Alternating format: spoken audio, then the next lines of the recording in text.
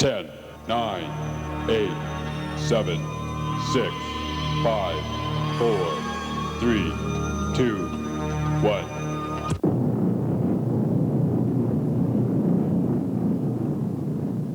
Hiroshima is still under threat. Like every other city, it has the potential of being bombed again. Art Nuko is therefore a show that brings the potential of this war into people's living room so that they can prevent it from ever happening in reality. It triggers something in them where they don't want to look at it. They're afraid to even contemplate that their own city, that this could happen to their own city. There are very few people in which it doesn't draw some kind of a reaction. This painting is getting bombed in Bangkok. It's the first painting finished in the Art Nuko series. I knew at the time that I was going to create a painting that had an emotional impact, but I had no idea of how emotional people would get over this painting. And at the time I didn't realize that I would take the concept and extend it to the rest of the world. This painting is of Hiroshima, and of course Hiroshima was the first city to be bombed with an atomic weapon. The crane in the center is the folded origami paper crane, which represents longevity, the return of life, and it's become the symbol of the Japanese peace movement. This painting is Waiting for the Messiah in Jerusalem. This is probably the most important hotspot in the world today, and a potential nuclear triggering, an area that could trigger a nuclear war. We're waiting for the Messiah because the religions involved in this area of the world are waiting for the end of the world.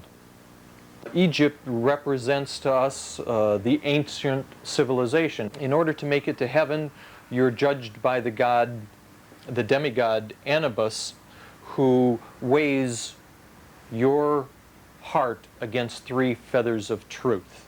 In the nuclear age, we've now got to weigh our brain against atomic power. And if atomic power is more powerful and heavier, well then, instead of going to heaven, the animal mutant jackal, which normally sits patiently by during the rendering of this scene on most of the ancient tombs, is now going to attack us and take us to hell, where a nuclear explosion would destroy the very symbols of eternity, the pyramids.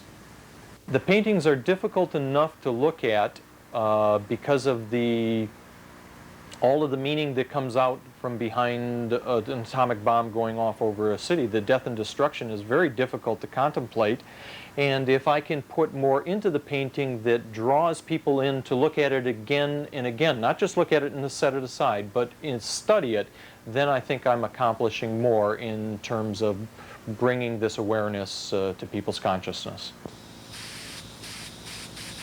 This painting is watching World War III on pay TV. A lot of the controversy has resulted from the fact that the young girl has got a revolver in her mouth and is apparently ready to pull the trigger. It's the absent-minded way in which a kid would pick up a toy and play with it, not realizing how deadly it could be. And it's the same story of atomic power and atomic weapons. This show is on a world tour to go to all of the cities depicted in the paintings so that the people of all of these various cities can see what will happen to their city if we go to nuclear war. What I'm doing now is putting on the last finishing touches on Stealing the Jewels of Baghdad. The genie in the picture is, of course, from the 1001 Arabian Nights, the tales from that area that talk of the mysticism and the magical occurrences of powers that are much larger than any human's or even any emperor's, caliph's power. And the story of the genie was that once it was released from the bottle, it couldn't be put back in. And that, of course, is the story of nuclear power.